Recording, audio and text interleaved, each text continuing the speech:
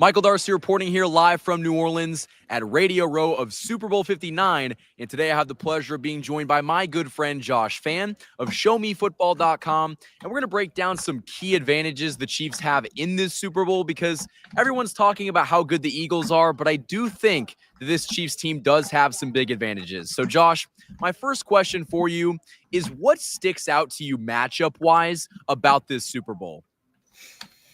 That's a good question. I think the matchup that stands out to me the most right off the bat is actually off the field. Well, depending on how you look at it, it's on the sidelines with these coaches. I think the Kansas City Chiefs have a massive coaching advantage in this game, and not just when it comes to Andy Reid versus Nick Sirianni, but when it comes to Steve Spagnuolo versus Kellen Moore and the Chiefs offense going up against Vic Fangio as defensive coordinator, a guy that they've seen many times before and have had a lot of success against. I think that is the biggest advantage for the Chiefs in this game. No, absolutely. And we've heard so many times that, Nick Sirianni is a great head coach and Kellen Moore is an offensive mastermind and Vic Fangio has that defense just absolutely balling. And while the Eagles do not have a bad coaching staff, they are never going to have the edge against a Hall of Fame head coach in Andy Reid and arguably a Hall of Fame defensive coordinator in Steve Spagnuolo. That's an advantage that you're just not going to be able to top. And if you just look at it, Nick Sirianni versus Andy Reid, who are you taking? Andy Reid. Let's go Kellen Moore versus Steve Spagnuolo. Who are you going to take? Steve Spagnuolo. And so if you just go down the list, I just don't think, I guess if we're comparing Vic Fangio to Steve Spagnuolo, it's still Steve Spagnuolo. Yeah. And you could argue that Matt Nagy's had this offense, when healthy, playing at a very high level. So coaching is going to go in this Chiefs team's favor.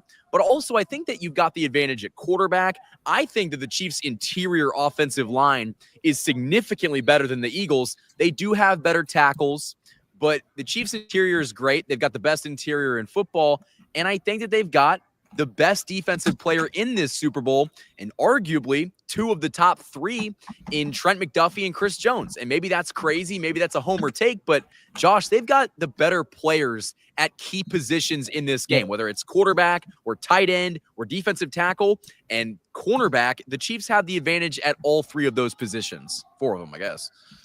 Yeah, no, I mean, the Eagles may have, like you said, on paper, a better 53-man roster, but when you look at the most important positions, cornerback, defensive tackle, or I should say just pass rush, really. Yeah. Quarterback, the Chiefs have the advantage in this game. Yeah, and I think that just goes underappreciated by the national media, the people down here in New Orleans. They are giving Philly a very good chance to win this game, and for good reason. They're a good football team, and if you just look at the stats on paper, their defense, statistically speaking, was better in the regular season. Their offense was as well, but one glaring stat that I think is really worth noting that is a huge advantage for this Chiefs team, and specifically Steve Spagnuolo. Jalen Hurts has been playing hurt, and it's very clear that he is not the same quarterback that lit up this defense in Super Bowl 57. This stat from Warren Sharp at Sharp Football on X, he said Jalen Hurts splits when pressured versus when he has a clean pocket are insane. Out of 37 quarterbacks, when pressured, he is 37 of 37 in QBs in success rate, 37 of 37 quarterbacks in EPA per attempt, 33 of 37 in QBs according to sack rate, and 32 of 37 in QBs in yards per attempt. So he is towards the bottom of the league when he is pressured. And Josh, what does Steve Spagnuolo love to do more than any coordinator in the NFL? He loves to blitz and apply pressure. And he's got the pieces to do it. And if you can get to Jalen Hurts early, you're going to make it a very difficult game for the Eagles because they love to run the football. They've got the second best statistical rushing offense in the NFL. They've got a great offensive line, and Saquon Barkley is just insane, but you can't run the football when you're behind. And I think that if Jalen Hurts has to throw them back into this game, I don't think he can do that. Maybe I'm crazy, but I think that Trent McDuffie and Jalen Watson are good enough to hold up against A.J. Brown and Smith and some of their other receivers and Goddard, their tight end. I think they've got good pieces, but I don't trust Jalen Hurts with his health and his arm strength to be able to put this team on his back and carry them to a win. And I know a lot of people are going to say, Michael, he almost did that 2 years ago. He didn't. He had a chance to throw a Hail Mary to win the game. He didn't. And while that game's not on his shoulders, he played a great game. That's not the same Jalen Hurts you're going to see in this game. No. They're just two very different players, two very different health statuses. And I think you're going to see that in this game. Well, and that game is largely considered Jalen Hurts' best performance of his career. And he hasn't had a performance since that really comes close. And so all the Chiefs have to do, Michael, really is not let Jalen Hurts play the best game of his life again. And I just think this Chiefs defense also is way better than that one, even that they had in Super Bowl 57. They're more experienced now. There were a lot of young guys in the secondary. Yeah. Trent McDuffie was a rookie. Brian Cook was a rookie. Jalen Watson was a rookie. George Karlaftis. Yeah. These guys are a hell of a lot more experienced now. They have a lot more accolades under their belt. They're proven. They're confident. And I think the coaches are going to put them in the best position to succeed. And that's just immeasurable to a degree. Another advantage that no one outside of Kansas City is talking about, the Chiefs' run defense against this Eagles offense, I think is an advantage. And I know that Saquon Barkley is generational. He's fantastic. He rushed for over 2,000 yards this season. He averaged like 5.8 yards per carry. Like, he's just a freak of nature. But we have seen this Chiefs defense slow down some of the very best running backs in the NFL. In fact, I think they've got a stat going that they haven't allowed a 100-yard rusher from a running back in over, I think it's 18 games. Yeah, like 18 that is postseason games. That's a ridiculous number, Josh. And Saquon's different. He kind of breaks the mold, but the Chiefs are going to have the advantage up front on the defensive line. Mike Pennell, Derek Nottie, those guys are, run stuffers, and Chris Jones is going to play a big part in that. I actually asked Steve Spagnuolo this week, how do you go about stopping Saquon Barkley? Because he's just fantastic and he can beat you in so many different ways. And he's got that home run ability that not a lot of running backs in this league have. And he's kind of like, hey, it's a team collaborative effort. We got to put 11 guys on the field, and they need to not take a single play off and rally around the football to take him down. And so I don't think that they're going to be underestimating the Eagles' rushing attack in this game. And if I'm Steve Spagnuolo, I'm saying, hey, we stop Saquon Barkley. We limit his damage. We win this game. Yeah, no, you win this game for sure, I think. And a lot of times when the Chiefs defense has been motivated to stop the run, when they've been up to the task, they've been able to do it. Now, their run defense wasn't as great towards like the end of the season and the first couple playoff games, but also like I pointed this out on my channel, but you go up against Josh Allen, some resources are going to go towards stopping him and his arm just as much as it's going to go into stopping the run game. You just have to make them one-dimensional. And I think the Chiefs, to make the Eagles one-dimensional in this game, they're going to have to stop the run. So they know what they're up against. And I think you're going to see them, especially coming off a bye week again, they're going to be rested. They're going to be juiced up, ready to go, ready to stop the run. You go back to that week 1 game versus Derrick Henry, and Derrick Henry looks good on the first drive. And you may see something similar in this game where Saquon looks great on the first drive. But as this Chiefs defense kind of always does, they'll settle in. Steve Spagnuolo will make adjustments.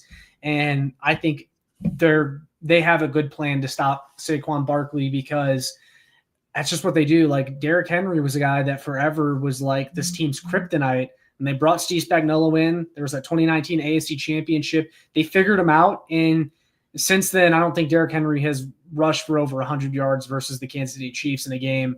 And they've met quite a few times since then. So, you know what? I just think the Chiefs are going to be motivated to stop the run. And I think when they really, really want to, you may not see them all the time during the regular season be like, yeah, we're going to go all in on stopping the run. But in this game, you have to. And so therefore, I think you're going to see them do exactly that. And when we say stop Saquon Barkley, I don't think that necessarily means holding him to 40 yards or 3.3 yards per carry. But if you hold him to, 100 yards or less, hell, I think he could run for 120 yards in this game and the Eagles still lose. Yeah, I think he'll probably get over 100 yards just because they're going to give him a lot of carries in this game. But the nice thing about this Eagles team is they're going to play into this Chiefs defense strengths. The Chiefs defense can stop the run, and the Eagles are going to want to run the ball. Steve Spagnuolo is going to want to blitz. Guess what? Jalen Hurts is not good against the blitz, and Josh Allen has been phenomenal going up against teams that blitz him, similar to Patrick Mahomes. And so when they did blitz Josh Allen on that 4th and 5, they had to disguise the living hell out of it. They had to, make adjustments and make it so he didn't understand what was coming. And Spags could do that against Jalen Hurts, but I think that they'll also just say, hey, go get him. Like, let's just send the house at him, see if he can handle it. And he probably, according to the statistics, can't handle it. Yeah, and I think if you look at that matchup on the interior offensive line for the Philadelphia Eagles versus Chris Jones, Cam Jurgens and Mekhi Becton have given up some rather high pressure rates this postseason, and I think that's a matchup that Chris Jones can exploit. And we talked about this on my channel, but the gravity that Chris Jones, brings as a pass rusher means that the Eagles are going to have resources allocated to stopping Chris Jones, and that means they're going to have to sacrifice somewhere, and that's where I think you're going to see Spags send the pressure where the Eagles don't see it coming, just like they did against Josh Allen and the Buffalo Bills. Oh, absolutely. And listen, Spags is going to have a new wrinkle. There's going to be something new in this game that's never been put on tape, that no one's ever seen before, and it's going to probably, rear its ugly head for the Eagles at the worst possible time. We saw it last year in the Super Bowl where Trent McDuffie blitzed at the last second and Brock Purdy had to throw the ball away.